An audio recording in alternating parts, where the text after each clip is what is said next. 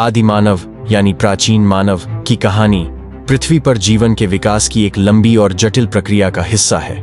वैज्ञानिकों के अनुसार मानव की उत्पत्ति अफ्रीका महाद्वीप से हुई थी, जो आज से लगभग 20 लाख साल पहले शुरू हुई। यह वह समय था जब होमो प्रजाति होमोजीनस के पहले सदस्य जैसे होमो हैबिलिस अस्तित्व में आए। इन प्रारंभिक मानवों की शुरुआत एक लंबी विकास प्रक्रिया का परिणाम थी, जो प्राइमेट्स, बंदरों और उनके नजदीकी रिश्तेदारों से शुरू हुई थी। यह प्रक्रिया लाखों सालों तक चली, जिसमें प्राकृतिक चयन, नेचुरल सिलेक्शन और पर्यावरण के बदलावों ने महत्वपूर्ण भूमिका निभाई। मानव विकास की कहानी को समझने के लिए हमें सबसे पहले अफ्रीका के उस क्षेत्र पर ध्यान देना होगा जिसे ग्रेट रिफ्ट वैली के नाम से जाना जाता है। यह क्षेत्र पूर्वी अफ्रीका में स्थित है और यहाँ से सबसे पुराने मानव अवशेष और औजार मिले हैं। वैज्ञानिक मानते हैं कि लगभग 6 से 7 मिलियन साल पहले हमारे पूर्वज साहेलैंथ्रोपस तचाडेंसिस जैसे प्राणी थे, जो मानव और चिंपैंजी के बीच की कड़ी माने जाते हैं। ये प्राणी जंगलों में रहते थे और धीरे धीरे 2 पैरों पर चलने की क्षमता विकसित करने लगे। 2 पैरों पर चलना, बाइपेडलिज्म, मानव विकास का एक महत्वपूर्ण कदम था, क्योंकि इससे हाथों का उपयोग औजार बनाने और शिकार करने में आसान हो गया। आदिमानव की शुरुआत को समझने के लिए हमें ऑस्ट्रेलोपिथेकस प्रजाति पर भी नजर डालनी होगी। यह प्रजाति लगभग 4 मिलियन साल पहले अफ्रीका में रहती थी। इनमें से सबसे प्रसिद्ध अवशेष लूसी है, जो एक ऑस्ट्रालोपिथेकस अफारेंसिस की मादा थी। लूसी के कंकाल से पता चलता है कि ये प्राणी 2 पैरों पर चल सकते थे, लेकिन इनका दिमाग आज के मानव की तुलना में काफी छोटा था। इनका जीवन जंगलों और घास के मैदानों में बीतता था, जहां ये फल, पत्तियां और कभी कभी छोटे जानवर खाकर गुजारा करते थे। इनके पास अभी तक आग जलाने या जटिल औजार बनाने की समझ नहीं थी। समय के साथ लगभग 2 करोड़ 5 लाख साल पहले होमो हैबिलिस ने पहली बार पत्थर के औजार बनाए। ये औजार बहुत साधारण थे, जैसे तेज किनारे वाले पत्थर, जिन्हें ओल्डोवन टूल्स कहा जाता है। इन औजारों का उपयोग मांस काटने, हड्डियां तोड़ने और पौधों की जड़ें खोदने के लिए किया जाता था। होमो हैबिलिस को हैंडीमैन भी कहा जाता है, क्योंकि ये पहले मानव थे जिन्होंने औजारों का व्यवस्थित उपयोग शुरू किया। इनका जीवन शिकार और संग्रहण, हंटिंग एंड गैदरिंग पर आधारित था। ये छोटे समूहों में रहते थे और प्राकृतिक गुफाओं या पेड़ों के नीचे आश्रय लेते थे। इसके बाद होमो इरेक्टस का उदय हुआ, जो लगभग 1 करोड़ 19 लाख साल पहले अफ्रीका में प्रकट हुए। होमो इरेक्टस मानव विकास में एक बड़ा कदम थे, क्योंकि इनके पास बड़ा दिमाग था और ये आग का उपयोग करना जानते थे। आग की खोज ने उनके जीवन को पूरी तरह बदल दिया। इससे वे ठंड से बच सकते थे, मांस को पका सकते थे और रात में जंगली जानवरों से सुरक्षा पा सकते थे। होमो इरेक्टस अफ्रीका से बाहर भी निकले और एशिया यूरोप तक फैल गए। औजार भी पहले से ज्यादा उन्नत थे, जैसे एशुलियन टूल्स, जो दोनों तरफ से तेज किए गए थे। होमो इरेक्टस के बाद लगभग 6 लाख साल पहले होमो हाइडेलबर्गेंसिस और फिर होमो निएंडरथैलेंसिस जैसी प्रजातियां आईं। ये प्रजातियां ठंडे क्षेत्रों में रहने के लिए अनुकूलित हो गई थीं और इनके पास बेहतर शिकार तकनीकें थीं। निएंडरथल इंसानों ने भाले और जटिल हथियार बनाए और ये अपने मृतकों को दफनाने की प्रथा भी शुरू कर चुके थे, जो सामाजिक और सांस्कृतिक विकास का संकेत है।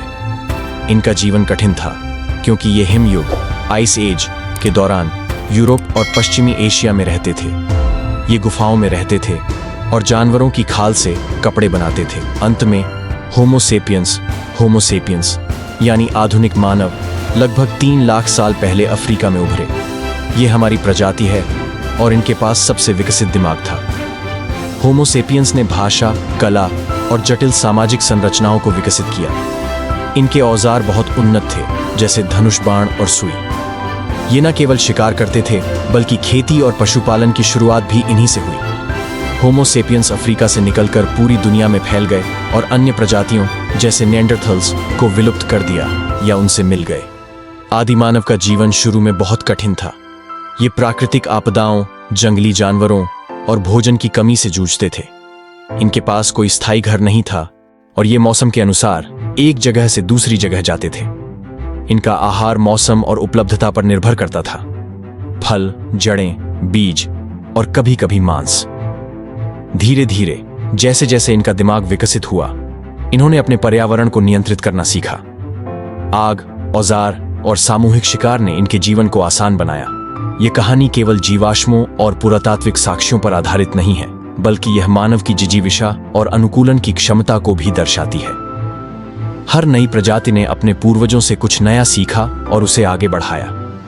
उदाहरण के लिए होमो सेपियंस ने चित्रकारी शुरू की, जो गुफाओं में आज भी देखी जा सकती है, जैसे फ्रांस की लास्को गुफा में। यह कला उनके जीवन, शिकार और विश्वासों को दर्शाती है। इस तरह आदि मानव से आधुनिक मानव तक का सफर एक अनोखी यात्रा है।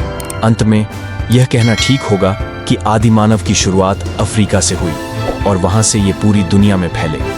इनकी यात्रा में प्रकृति के साथ संघर्ष, बुद्धि का विकास और सामाजिकता का उदय शामिल है। आज हम जो सभ्यता देखते हैं वह इन्हीं आदि मानवों की मेहनत और आविष्कारों का परिणाम है। यह कहानी हमें बताती है कि मानव ने अपनी जड़ों से शुरुआत की और धीरे धीरे पूरे ग्रह पर अपनी छाप छोड़ी। आदि मानव की कहानी को और गहराई से समझने के लिए हमें उनके पर्यावरण पर भी ध्यान देना चाहिए। अफ्रीका में उस समय जलवायु में बड़े बदलाव हो रहे थे। जंगल धीरे धीरे सवाना या घास के मैदानों में बदल रहे थे। इस बदलाव ने प्रारंभिक मानवों को नए तरीके से जीवन जीने के लिए मजबूर किया। जहां पहले वे पेड़ों पर रहते थे और फल तोड़कर खाते थे, वहीं अब उन्हें खुले मैदानों में शिकार करना और भोजन इकट्ठा करना पड़ा।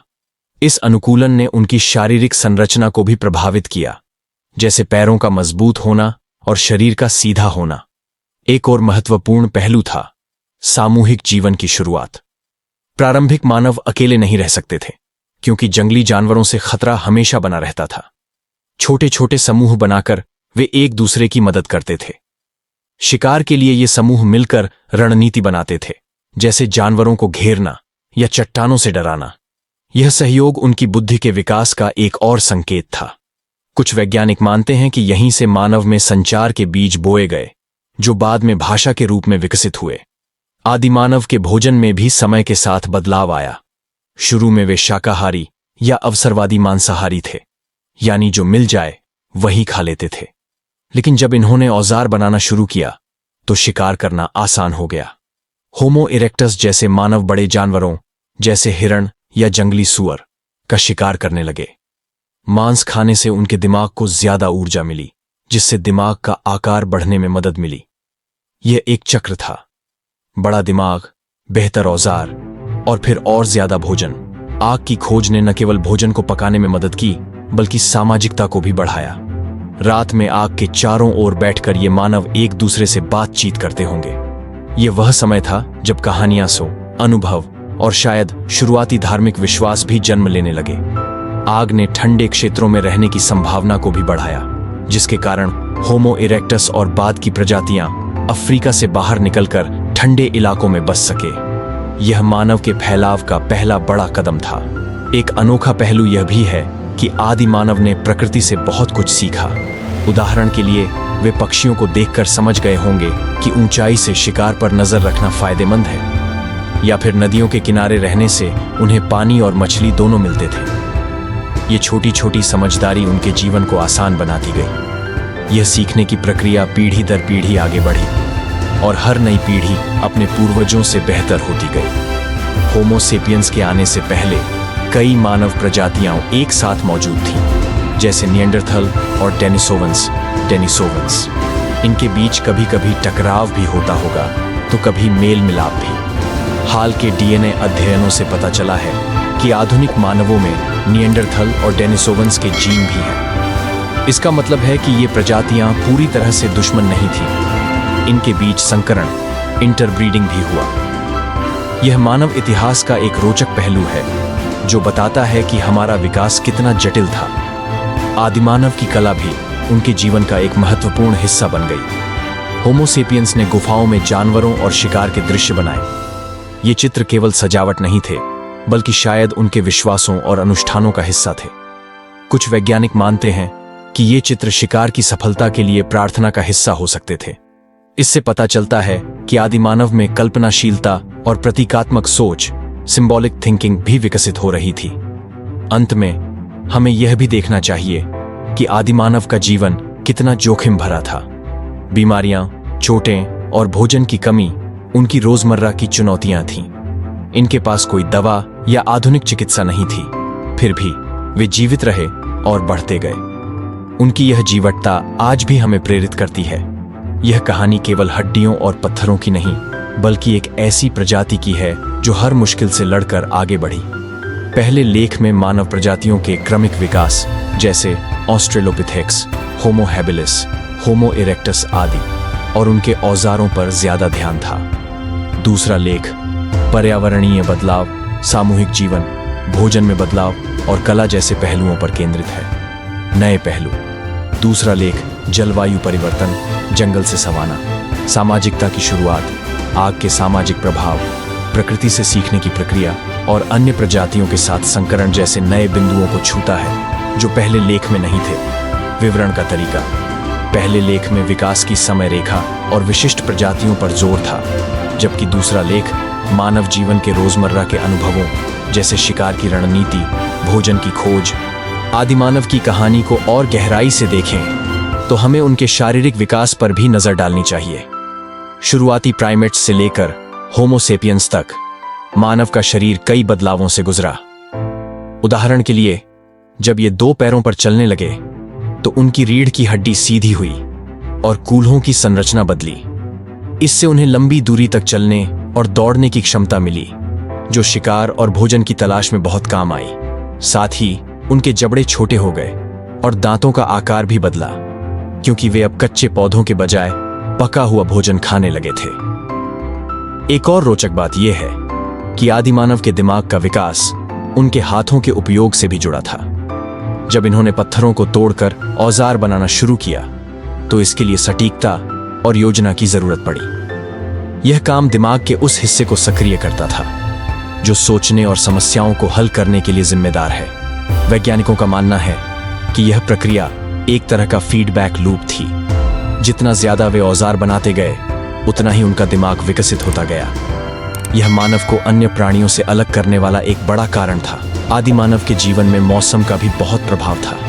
अफ्रीका में सूखे और बरसात के चक्र चलते रहते थे, जिसके कारण उन्हें अलग अलग परिस्थितियों में ढलना पड़ता था। सूखे के समय भोजन और पानी की कमी हो जाती थी तो वे नदियों या झीलों के पास चले जाते थे। वहीं बरसात में जंगल फिर से हरे भरे हो जाते थे, जिससे फल और छोटे जानवर आसानी से मिल जाते थे। इस तरह मौसम ने उनके घुमंतू जीवन को आकार दिया और उन्हें लचीला बनाया। उनके शिकार के तरीके भी समय के साथ बदलते गए। शुरू में वे मरे हुए जानवरों का मांस खाते थे या छोटे छोटे कीड़े और कंद इकट्ठा करते थे, लेकिन जैसे जैसे उनके औजार बेहतर हुए, वे बड़े शिकार पर नजर रखने लगे।